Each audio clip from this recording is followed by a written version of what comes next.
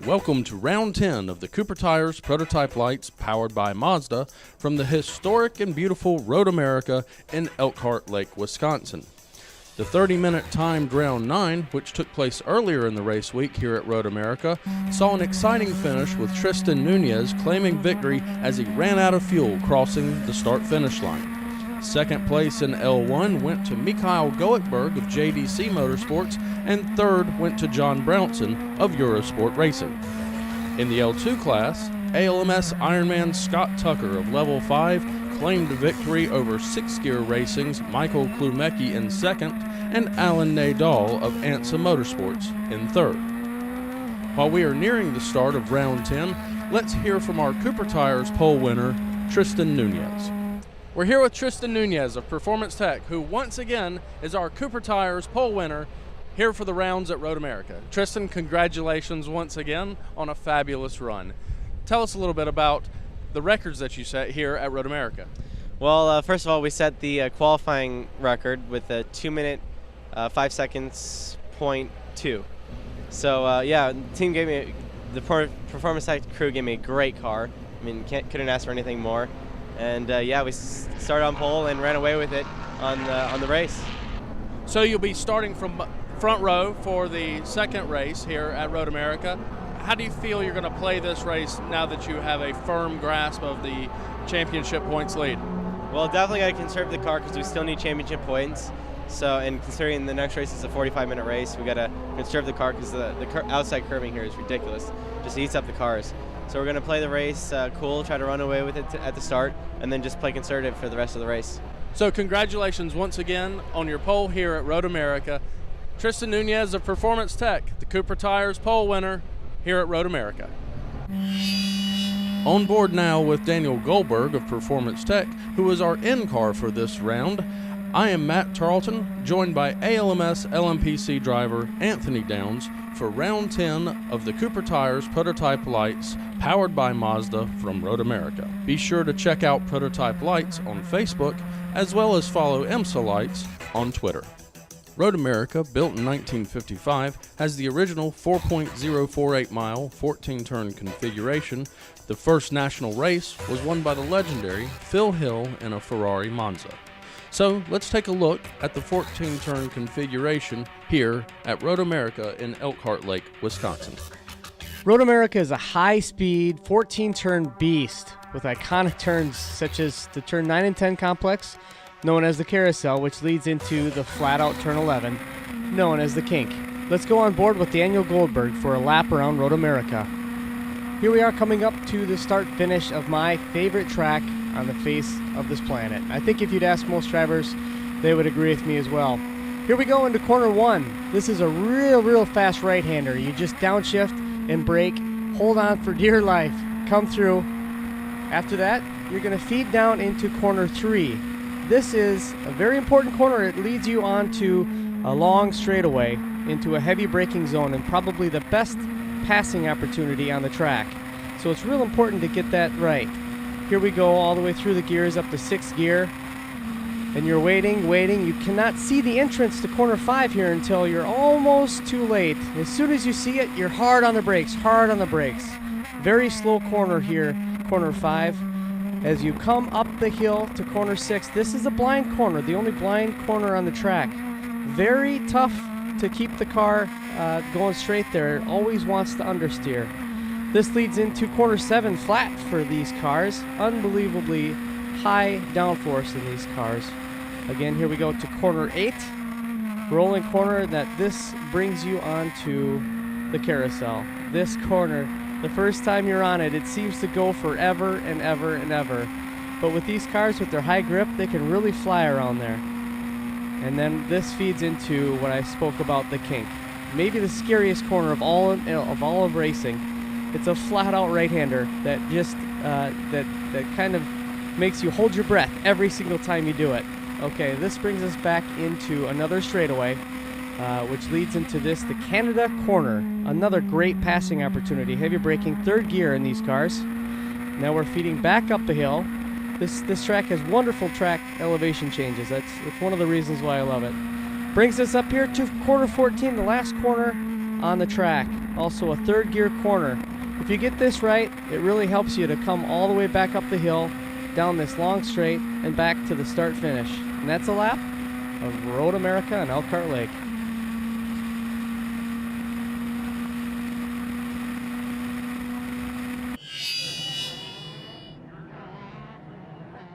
Thanks, Anthony, for that riveting track lap analysis. I happen to love Road America myself. This has to be one of the most beautiful tracks I've ever been to. It's really gorgeous up here, and the weather has been fantastic for this race. Yeah, the weather's really great for racing. A little bit of a cool front has come in, and these cars love to run in the cool.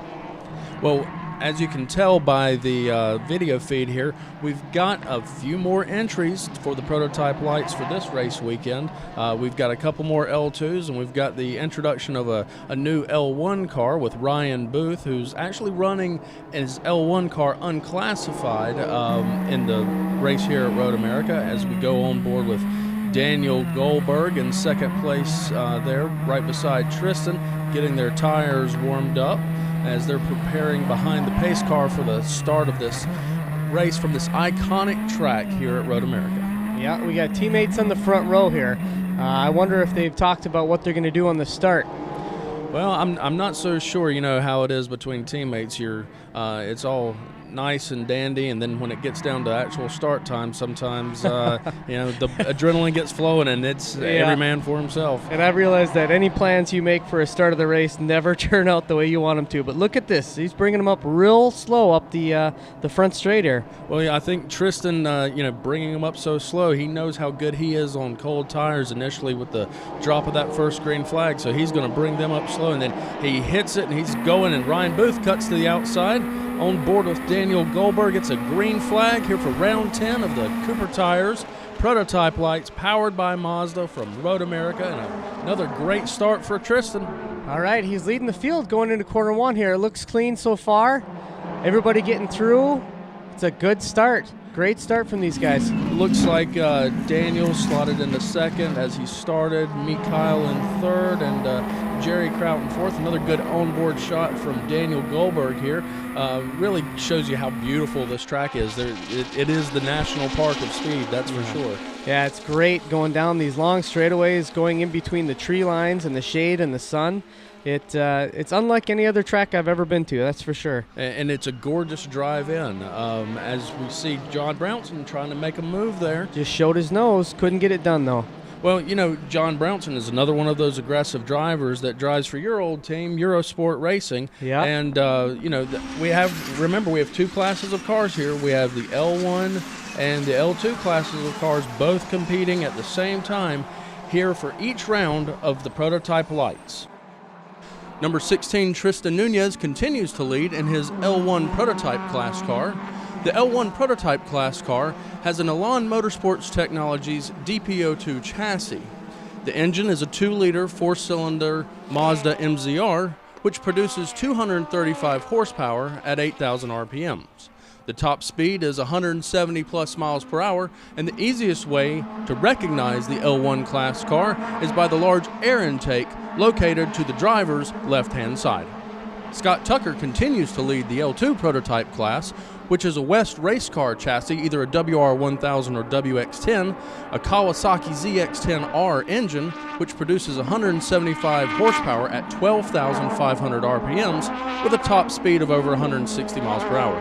An easy way of identifying the L2 cars on track is that they are smaller than the L1 prototype class, lack the air intake over the cockpit, and generally have a higher pitched engine note. On board with the second place car of Daniel Goldberg, we see that Tristan has pulled out a sizable lead as he continues his record-breaking performance in the 2012 season of the Cooper Tires prototype lights powered by Mazda. We see Richie Holt, number 29 car, trying to take a look on the inside of the 44 Ferrari of Houston entry of Richard Fant, as Tristan Nunez continues to lead, followed in second place by his Performance Tech teammate Daniel Goldberg, and in third place is the number 10 car of JDC Motorsports entry, Mikhail Goekberg, who currently sits second in the overall L1 Points Championship. The number 34 car of John Brownson takes a look to the inside of the number 55 car of Jerry Kraut and can't make it stick. Will Brownson be able to pass Jerry Kraut and put pressure on Goekberg and play a more prominent role in this championship points battle? We'll find out after this short break when we return to round 10 of the Cooper Tires Prototype Lights powered by Mazda from Road America.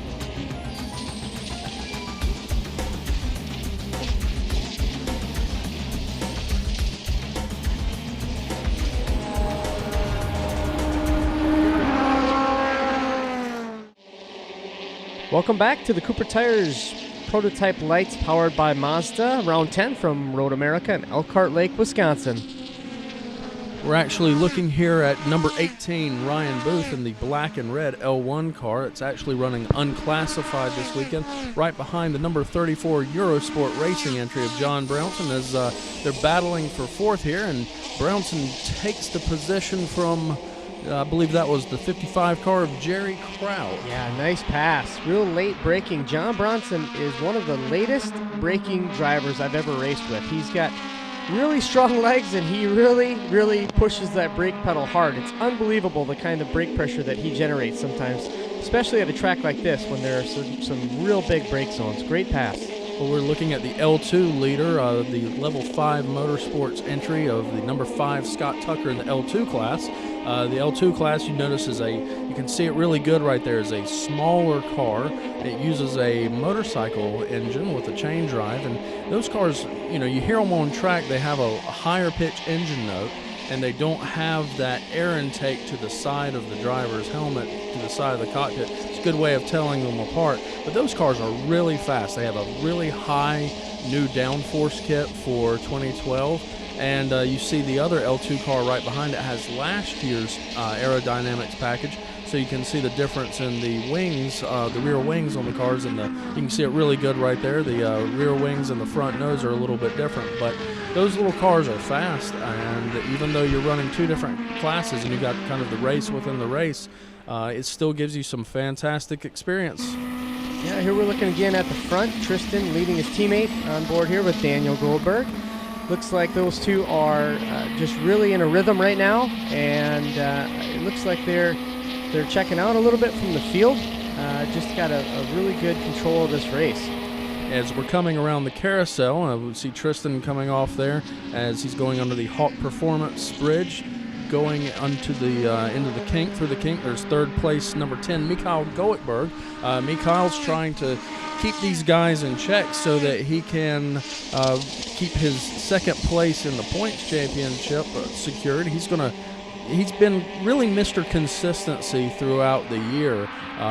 Tristan has had a couple of foibles here and there, but Mikhail has stayed right there in second place in the points championship, and he's always there lurking in Tristan's mirrors, figuratively and literally many times. And Dan Goldberg, Tristan's teammates, running in second place as they cross the start-finish line. Tristan continues to lead, Dan Goldberg in second, Mikhail Goekberg in third. Yeah, I'm going to have to apologize to Mikhail. I thought that Daniel and Tristan were checking out, but look at this. He's right on him. This is great. He's running really well, and I want you to look at the front of Mikhail's car. If you get a chance to see, he's got some front little wings that are an option in this series. That'll allow him to be a little bit faster in some of these corners, like corner 3. But it might hurt him just a little bit in aerodynamics down the straight. If you can see those little winglets there, on some of the tracks where you want more downforce, those come in real handy, and he seems to like them, and they're, don't seem to be slowing him down at all. He's sticking right with these guys. Well, these guys are, of course, Tristan and Mikhail. I like to call them the young guns, and as I referred to it with Comrade Goekberg before. And I told him I was going to call him Comrade Goekberg. As you'll find out, Mikhail is from St. Petersburg, Russia. As we're looking at the number 96 car, Daniel Mancini, the L1 black and gold there. He's got the number 44 sixth place car, Richard Fant, right in front of him. The two silver cars, the two silver L1 cars you see are actually Ferrari of Houston entries, as we're on board with Dan Goldberg through the kink there. The high-speed corner, flat-out 6th gear. It's a real attachment checker. It's a great great corner as we're coming around Canada corner. He's staying right up there with Tristan. He runs great lap times. These guys seem to play well together, and Mikhail's again staying right there with them. Not going to let him out of his sight, that's for sure. Yeah, it's good to see all three of these cars up there. And some of the races earlier, we've seen Tristan kind of check out.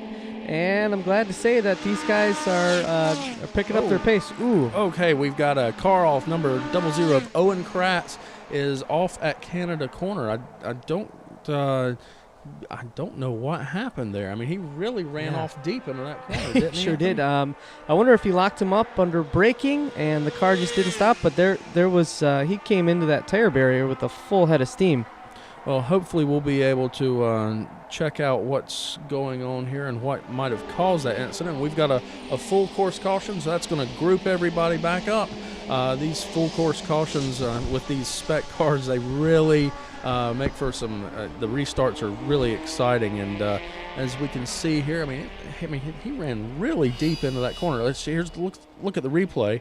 Well, not much of a vantage point from the replay. It just looks like he just maybe missed his braking zone and went straight off. You know, you could see that smoke, so obviously he had locked him up, but I think you're probably right. Maybe he just, missed his braking zone by a little bit and locked him up, and once you lock him up, these cars don't like to slow down, and he went in there with the whole head of steam, so I'm glad that tire barrier is there. Well, we got the Corvette pace car picking up the field. Great to see a nice full field here for the round 10 Road America race. We see the number 18 car of Ryan Booth has dropped back. I believe he had a little bit of an issue and had to take a stop in the pits. Perhaps there was something there that and we see Lamont Harris, number 65 car, is in the pits. Apparently he's got some sort of mechanical issue they are tending to there. That might be the race for him. Yeah, they were reaching down to where his pedals are. There's also some shocks there. I wonder if he had maybe a little off and something snapped, maybe a throttle cable or something like that. But that's too bad. He's had a lot of bad luck. And this is his first year in the series. He's showing a lot of speed. I hope they can get that fixed and get Lamont back out on track. Well, Tristan is very good at making these fantastic restarts, and I expect Tristan will be making another fantastic restart here shortly. Leading Daniel Goldberg in second place, and Mikhail Goldberg third, John Brownson fourth, Jerry Kraut fifth. This is really a JDC Motorsports kind of is a little bit unsung. They get overshadowed by Tristan's record-breaking year, but JDC Motorsports is a fantastic team, and Mikhail's a great driver. As we see them come around turn 14, getting grouped up for the restart, boy, Tristan's going to lead them up slow up the hill again. He's going to make sure he gets a good jump. Yeah, and he's controlling the pace here. That's his prerogative. He can control the pace as long as he's consistent and doesn't go faster or slower, keeps the same RPMs. It's really up to him to lead the field away, and I think it's to his advantage to bring him up slow. And we see Dan Goldberg's right up on Tristan for this restart, and Tristan guns it for the start-finish line, and we're away with a green flag restart here for round 10 of the Cooper Tires Prototype Lights, powered by Mazda from Road America. And we see third, fourth, fifth jostling around a bit there. John Brownson's up into fourth. Jerry Kraut ran a little bit wide. We'll see if Jerry can get him. It looks like he's going to take a look, and Mikhail's taking a look on Daniel Goldberg there. Yeah, on these restarts, everybody's jostling for a position. You want to get a good run out of this corner 3 here. As I said, this is probably the best passing zone coming up here. You got this long straightaway. Did they touch? I think they might have. This battle for third is, I'm sorry to interrupt, but this battle for third is getting really heated. Oh, and Mikhail cuts to the inside of Brownson there. Can he get it done? No. We'll see if Brownson can hold off Mikhail and Jerry Kraut there in 4th and 5th positions. He's got a mirror full of JDC right now. That's the truth. He sure does, both sides. So we'll see if Mikhail can jump back up into 3rd position, because he needs that podium position if he's wanting to get these points and stay close to Tristan. He's running 2nd place in the championship. If he wants to keep this thing going, he's got to stay up on those podium steps. Yeah, that's right. And he's also got to just be smart. He's got to pick his points where he can pass. He's going to take a look here around the track and see where he might be a little bit faster in certain areas, probably through some of the corners because of those front air wings that he's got. And we'll see if he can get a draft here behind John and maybe make a move. Doesn't look like it. Well, John Brownson's a very aggressive driver. He's a great driver. Hopefully he's going to be able to hold Mikhail off. That's what he's going to surely try.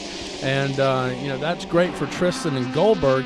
If they've got Brownson in between Goldberg and Goetberg, it's more of a help for Tristan as we continue to watch this battle for 3rd as they go into turn 14 up onto the front stretch, going up the hill under the Caterpillar Bridge. It's going to be Tristan Nunez leading again at the line with Daniel Goldberg in 2nd, John Brownson in 3rd, and Mikhail Goetberg in 4th, and Jerry Kraut in 5th place. I believe we're going to have to step away here for a short break, but let's be sure to come back after this break and let's see what happens here, because this race is just heating up. Season is at a little past midway. We'll see if Mikhail Goetberg can get up on those podium steps and keep challenging Tristan Nunez for that championship. We'll be right back.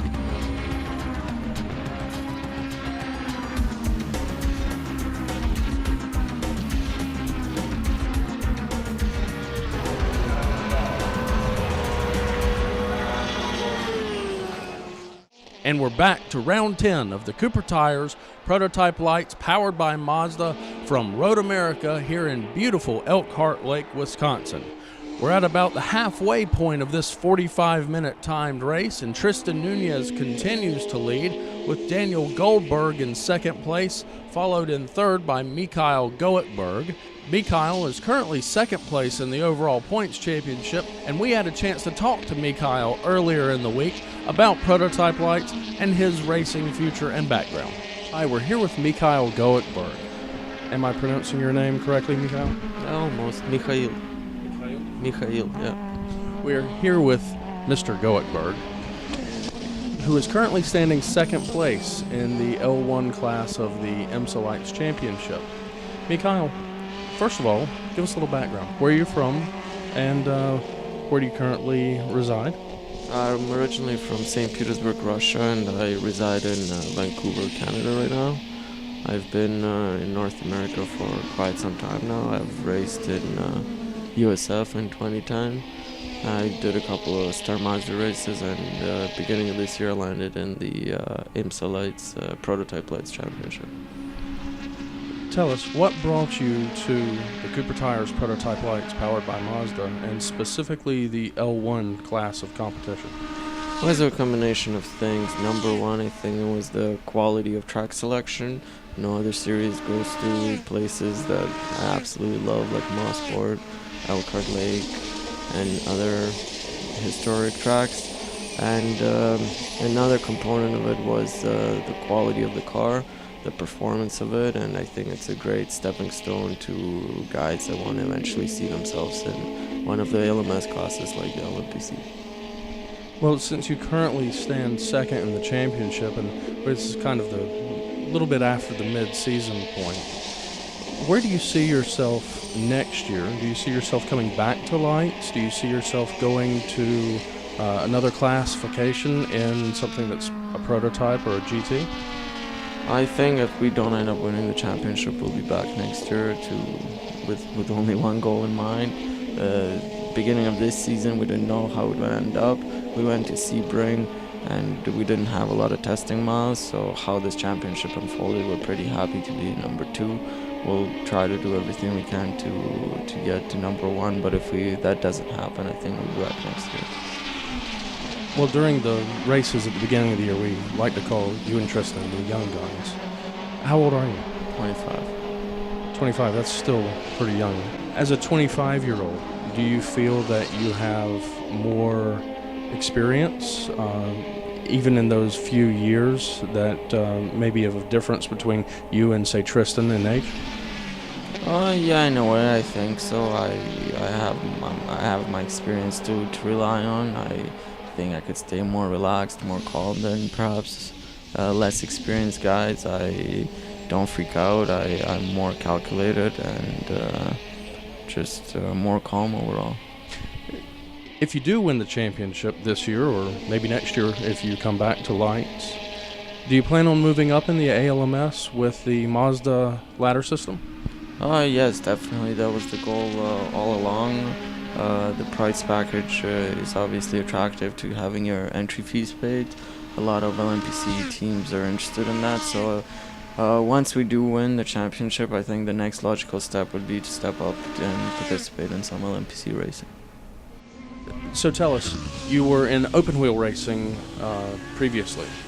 What led you to the closed wheel prototype form of racing from the open wheel racing you have been doing in the past? Again, it's a couple of things. Number one is budget. We couldn't find the budget to go racing full season of Star Mazda.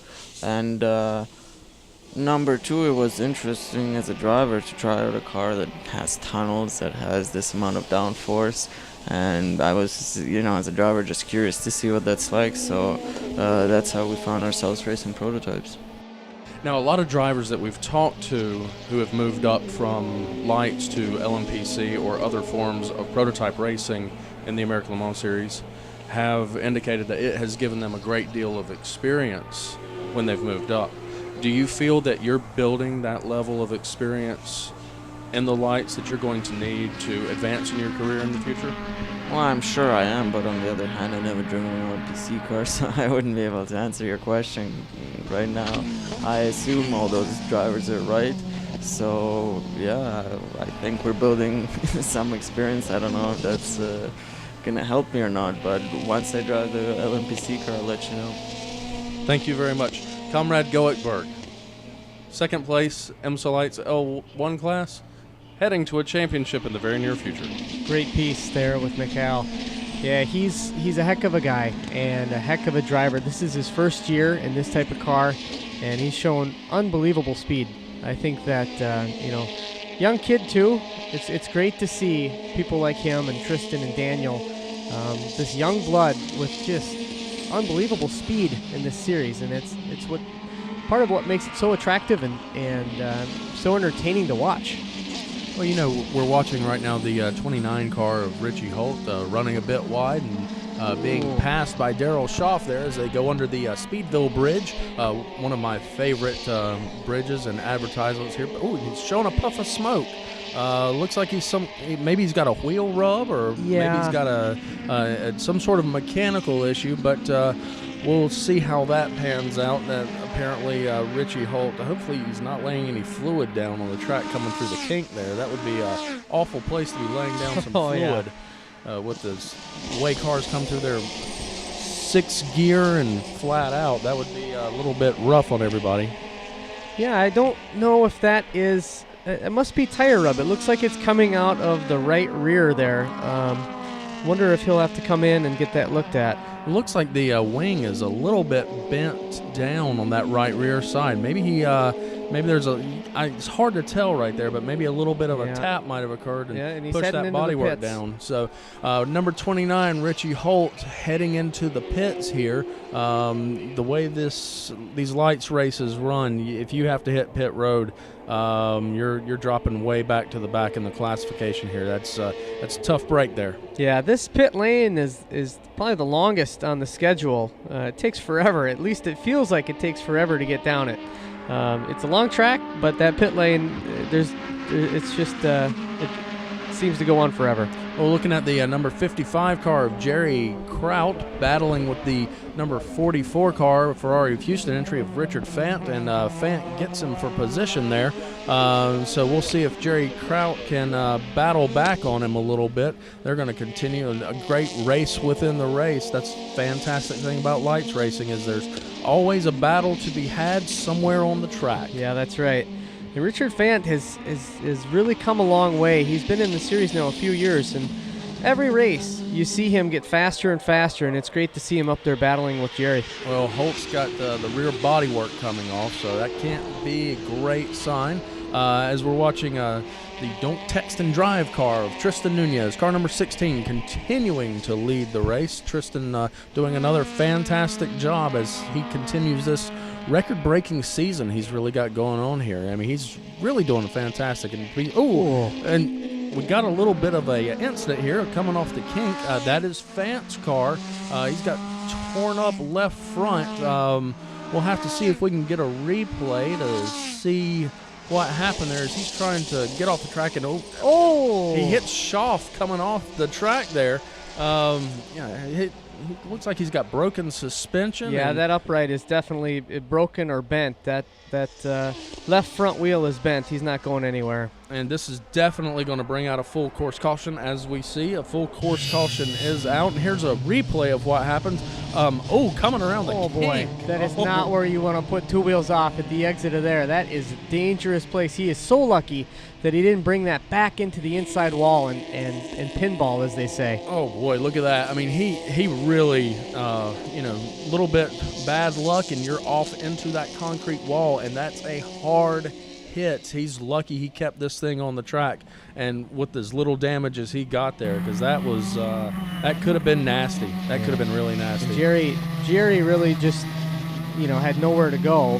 You're coming through there so fast, and you can't really brake. The car will become unstable, and that's dangerous. And the car was spinning, didn't know where it was going, and just collected. It looked like on his side. I hope Jerry doesn't have any damage to his car, and it doesn't look like he does. But we'll have to follow that and see. Well, we are under full course caution here as Tristan is bringing the field around. Second place, number 6, Daniel Goldberg, and Mikhail Goetberg in third place. John Brownson following in fourth. And they're getting their tires warmed up as they're coming down the back stretch there. I guess there's not much debris on the track there if they're able to bob and weave around there. Yeah, I'm sure that the corner work has got that piece of front nose from Richard's car. Wanted to mention a little congratulations to Tristan. He has recently been selected to the Team USA Scholarship for 2012, so good luck to you on that. That's great for you and great for the series. Well, we will get to see what else Tristan can do here as this race continues. We're going to take a quick commercial break, and we'll be back for the conclusion of round 10 here from Road America.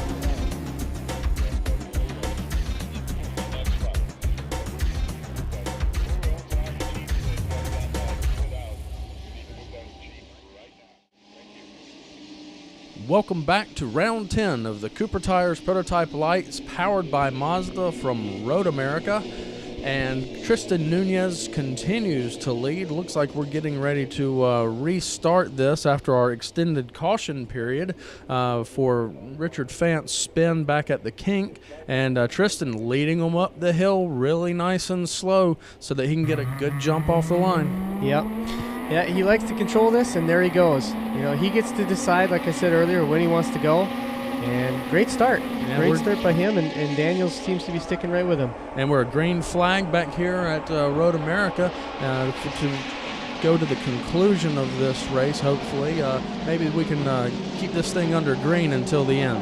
As Tristan Nunez leads him off, he's already building back up a gap, and Mikhail's looking on Daniel Goldberg. Yeah, he kept up with him right there on that restart. Yeah, Daniel kind of chose to go in the middle of the track, a bit of a defensive position, which is fine. You can do that. And Ryan Booth is off at the top of the screen there. Looked like maybe a tire was going down. Car's kind of tilted to the left rear. It looks like a tire, don't you think, Anthony? Yeah, it could be. You certainly locked up one of his tires, and that would happen if you've got a tire going down. And Mancini makes a pass on Darrell Schaff there for fifth place. And looks like that's going to put Mancini right behind Jim Garrett coming around Darrell Schaff there, also right behind Mancini. So looks like Jim Garrett's really picking up the pace here. He's going to try to chase down Daniel Mancini. And Scott Tucker, our L2 leader, continuing to maintain his dominance in the L2 class during this race. Yeah, and again this weekend he is running everything that is racing this weekend pretty much. He's running in the GT3 Cup Series, he's running in the ALMS in his LMP2 entry, and he's running here in the L2 and doing quite well.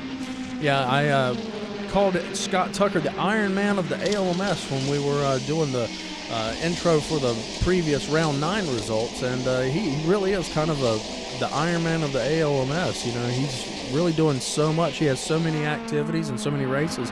He's going back and forth, and you know, as we continue to watch second place Daniel Goldberg, Tristan has really checked out. We'll see what kind of, and you can see there Tristan's built up a heavy lead.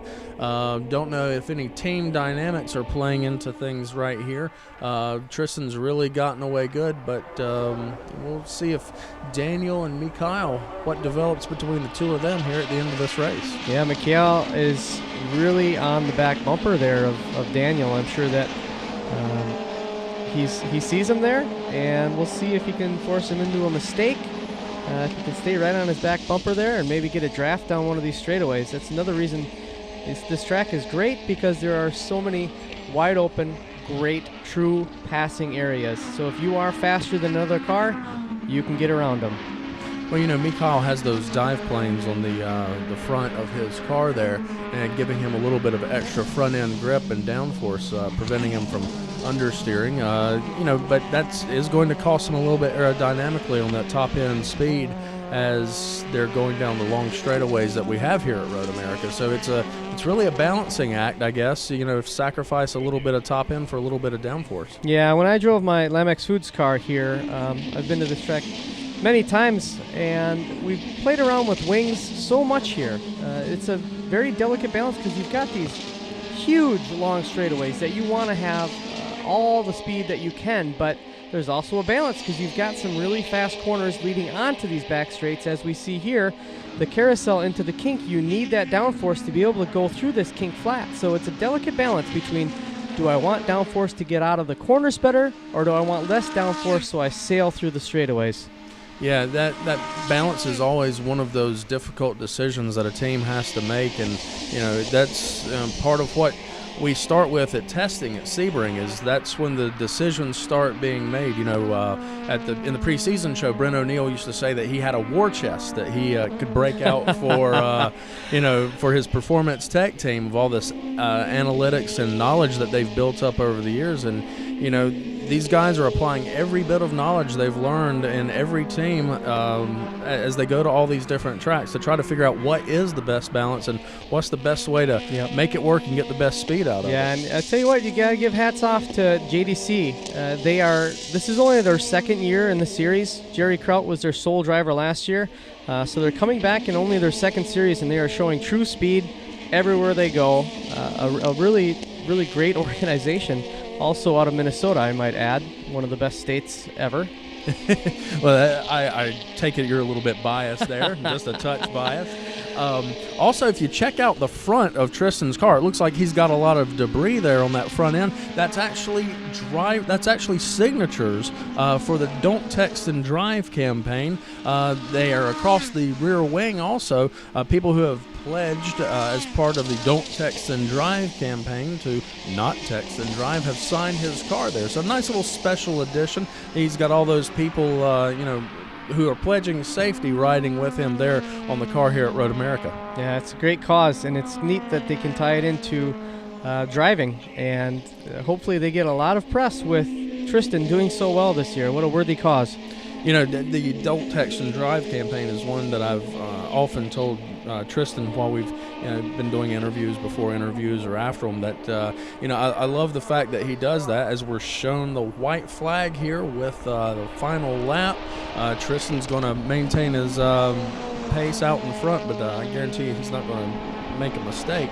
But I love the fact that he does this Don't Text and Drive, because especially for young people his age, you know, not texting and driving is so important. So it's good for him to set a great example like that. Definitely. And it looks like we've got a pretty good battle for second, as we see Scott Tucker still leading in the L2 class. It looked like Goldberg and Mikhail were pretty close. We'll see if anything can develop there on the last lap. And Tristan, all he needs to do is hit his marks, and he's coming home. Yeah, and Scott Tucker in the L2 class leading there, and Tristan Nunez, the number 16 blue and yellow Don't Text and Drive car, leading the L1 class.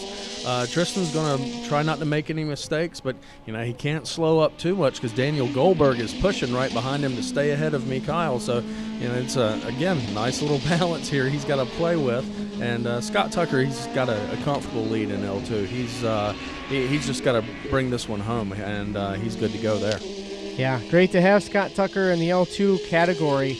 Really a world-class driver. Has been to Le Mans, and it's great to have somebody with his driving resume in our series.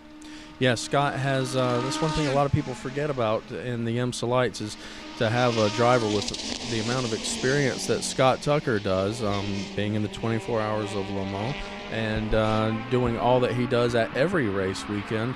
He's a fantastic addition to the series. And Tristan, bright future ahead of him. He's really had a record-breaking season. This is really his rookie season as he's starting to on board with Daniel Goldberg coming around turn 14. We see the Caterpillar Bridge and Tristan just going under it as Tristan Nunez tops the hill and is across the start-finish line, and Tristan Nunez is the winner of round 10 of the Cooper Tires Prototype Lights powered by Mazda here from Road America in Elkhart Lake, Wisconsin. Scott Tucker here, one more corner to go for another victory this year. Great drive, error-free, coming up the hill for the last time. And he is going to win the L2 class. Congratulations to Level 5 Motorsports and Scott Tucker. Let's take a look at the final result. We see car number 16, Tristan Nunez of Performance Tech, taking the win here for round 10 at Road America, followed in second place by car number 6, Daniel Goldberg of Performance Tech, and third place goes to Mikhail Goldberg of JDC Motorsports. In the L2 class, we see the Level 5 Motorsports entry of number 5, Scott Tucker, taking the win, followed by Michael Klumecki of 6 Gear Racing and Miguel Benitez of ANSA Motorsports, rounding out the top 3 in L2.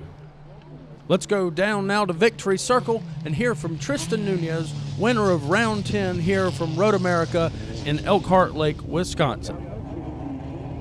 Hi, we're here with Tristan Nunez, who once again has claimed another victory here at Road America. Tristan, tell us about the second race here at Road America. I mean, it was a long race. Also, I told you earlier we were conserving the car again. But that wasn't the least of my worries. I mean, Dan had a great race, Dan Goldberg. And he kept me looking in my mirrors the whole race, so I had to keep pushing the whole race, the whole 45 minutes. So it was definitely a big challenge for me. It's been a great weekend so far. I mean, we sweat the whole weekend, so. Well, you kept fuel in the car this time, right? Yeah, exactly, yeah. We didn't have that issue this time, but yeah, we moved forward from our mistakes and we're good. Now tell us about race 1 this weekend. When did you run out of fuel? On the victory lap, so it doesn't really matter. Past the finish line, so it's all good. Well, congratulations once again. Tristan Nunez, Road America winner for the Cooper Tires Prototype Lights powered by Mazda.